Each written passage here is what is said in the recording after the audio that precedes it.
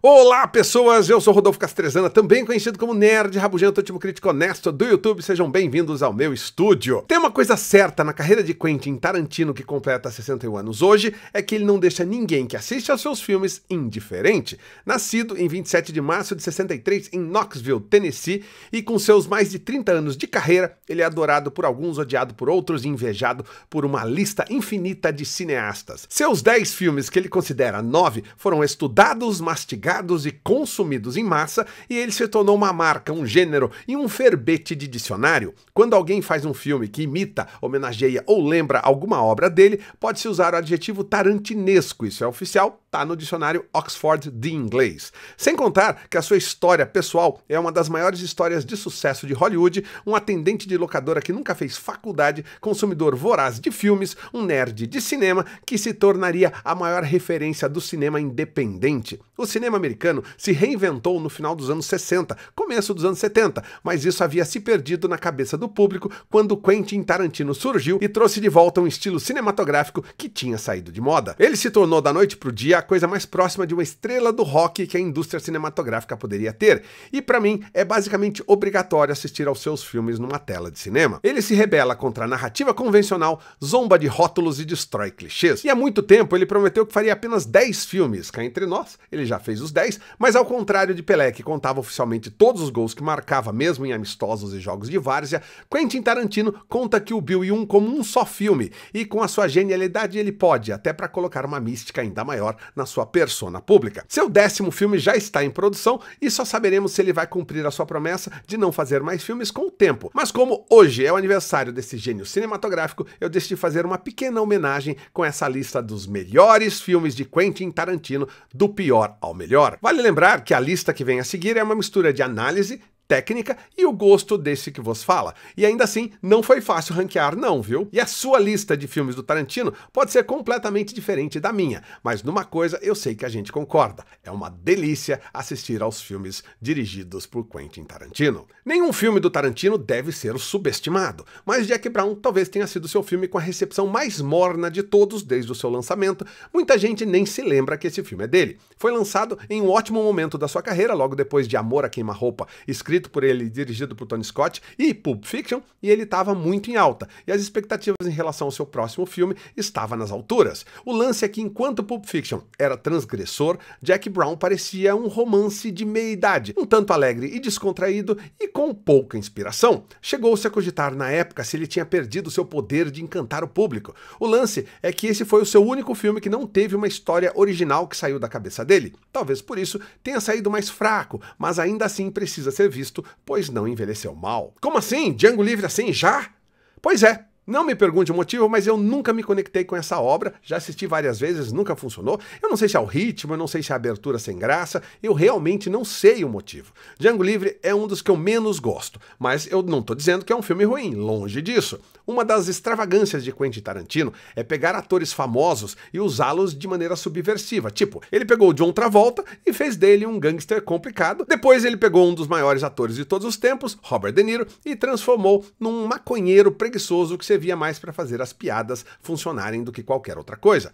Em Django Livre, ele pega Leonardo DiCaprio, um dos principais atores dessa geração, e o coloca como um dono de escravos cruel e racista.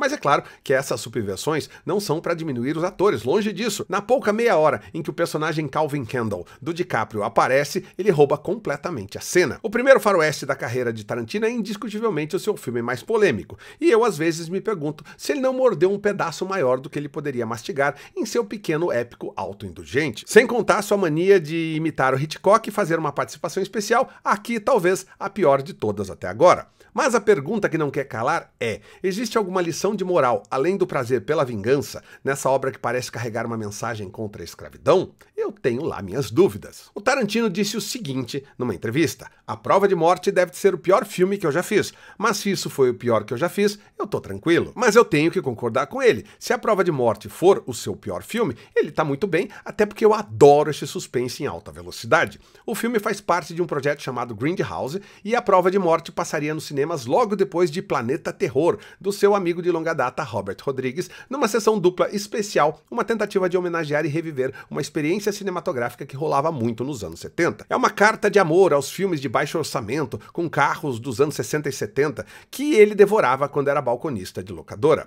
O que mais me pega em A Prova de Morte são as cenas de ação com dublês de verdade em cima de capôs de carros em alta velocidade, arriscando a vida, enquanto hoje em dia tudo é feito dentro de estúdios ou digitalmente. Tarantino aqui coloca os dublês como figuras quase mitológicas e os carros se transformam em armas nas mãos de um dublê enlouquecido que atrai mulheres para sua máquina de moer pessoas de 4 rodas. Talvez seja o mais simples dos seus filmes, mas é o que eu mais gosto de rever. Nesse ponto da sua carreira, muita gente começava a duvidar se o Tarantino ainda era o mesmo cara com uma direção diferente e transgressora desde que começou. Se alguém tinha dúvidas, elas foram atropeladas por uma escavadeira na primeira meia hora de Bastardos Inglórios, que pra mim talvez seja a melhor meia hora de toda a carreira dele. A cena de abertura com o coronel nazista Hans Landa interrogando um camponês francês em busca de judeus escondidos é magistral em todos os sentidos, desde os diálogos incríveis escritos por Tarantino até a atuação de Christoph Waltz, que pega os tais diálogos e entrega num nível que talvez nenhum outro ator tenha entregado antes. Talvez Bastardos Inglórios tivesse entrado nessa lista até antes de A Prova de Morte,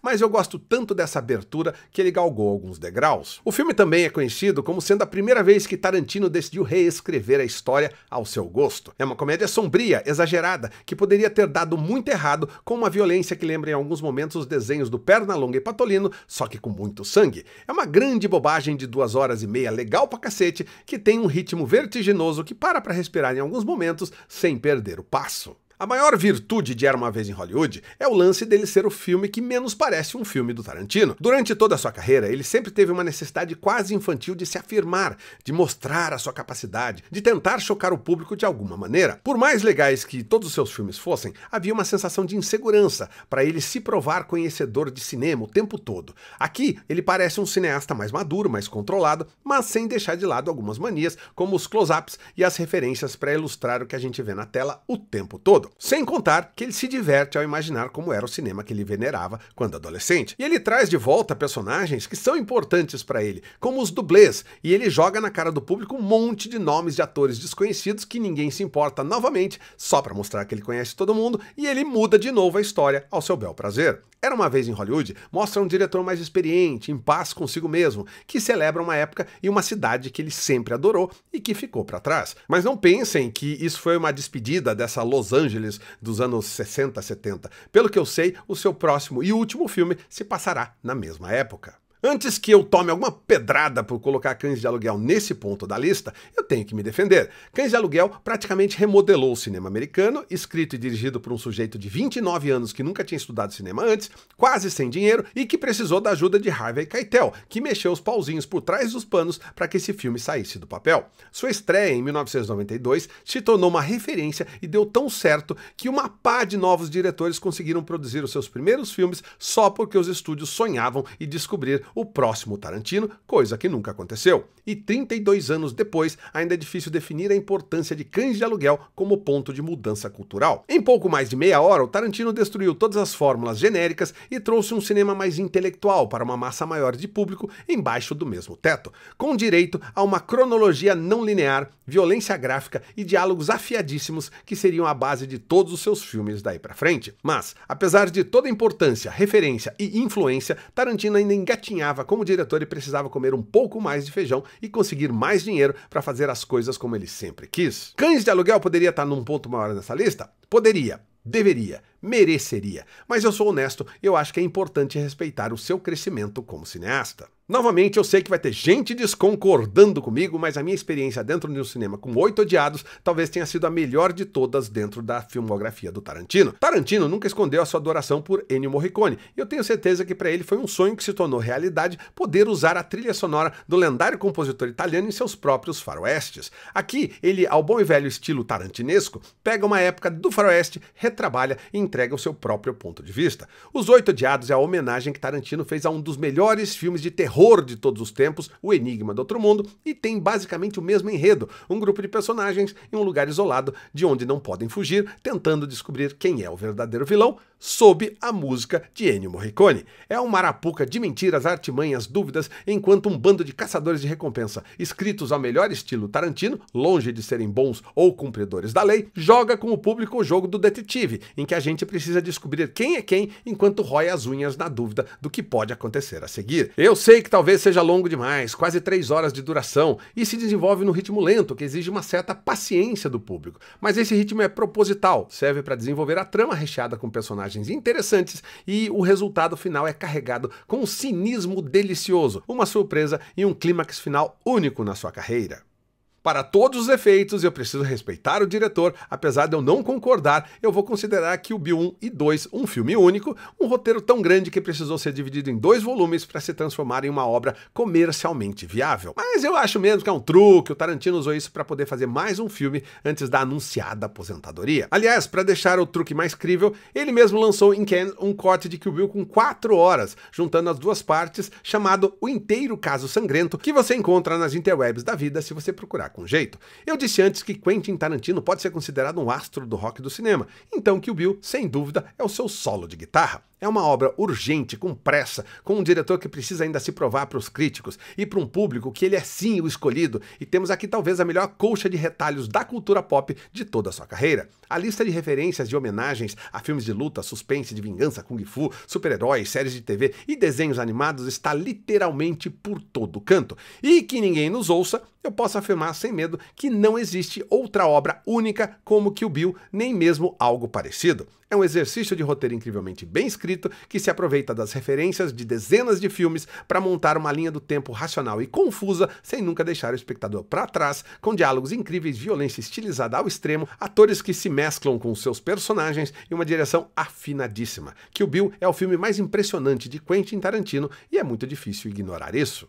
Eu tenho que pedir desculpas, né? Porque aqui é um joguinho fácil, no lugar comum. Eu acho até chato, né? Aquela conversa mole de sempre. Mas não tem como não colocar Pulp Fiction no topo desta lista. Se Cães de Aluguel marca o ponto do início da carreira de um talentoso diretor que mudaria um estilo cinematográfico como um todo, Pulp Fiction é o filme que definiu Tarantino como o cineasta mais influente da sua geração. Overdose de drogas, assaltos, vilões sadomasoquistas, carros cheios de sangue, lutas de boxe, concurso de dança, um relógio no fiofó. Pulp Fiction é uma mistura de referências da cultura pop com diálogos afiadíssimos e muito humor ácido, batidos num liquidificador de violência montado de uma maneira que não deveria fazer o menor sentido para o público, mas que faz. É um exercício cinematográfico, uma tese sobre o niilismo, uma reflexão de como consumimos o entretenimento. Ou não é nada disso. É o filme que mais exala a confiança do diretor, e ele não apenas chama a sua atenção, ele exige essa atenção o tempo todo. A obra de Tarantino é em geral influente, mas nenhum outro filme dele gerou tantas cópias e tentativas de imitar,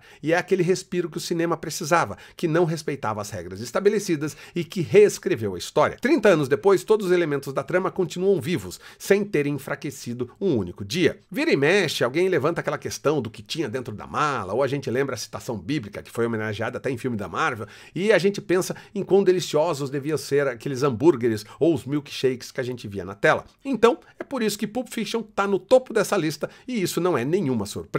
E é o melhor filme da carreira de Quentin Tarantino, o mais influente e o mais importante. Sem ele, Quentin Tarantino talvez não fosse Quentin Tarantino. Sabe quem nasceu no mesmo dia do Quentin Tarantino? A Xuxa. Mas e aí, você acha que eu deveria fazer uma lista com os filmes da Xuxa? Não, você não acha. Então, se você concorda com essa lista de filmes do Tarantino que eu fiz, inscreva-se no canal, deixa um comentário dando a sua opinião e compartilhe esse vídeo com seus amigos. Se é a primeira vez que você está aqui, deixa o seu like e acompanhe os ao vivos que acontecem todas as terças, quintas, sábados e domingos e torne-se membro do Clube dos Rabugentos para participar da live de sábado. E se você está curtindo o conteúdo que eu faço aqui, manda um super valeu ou faz um pix de qualquer valor. Pega no meu Pix e balança. Aproveita também e assiste a um dos vídeos que vão aparecer aqui do lado. Um deles foi escolhido especificamente para você e nem fui eu quem escolheu. Eu espero que você tenha gostado desse vídeo e como eu estou tentando postar vídeo todos os dias, é bem provável que a gente se reveja muito em breve. Então é isso aí, até lá, valeu!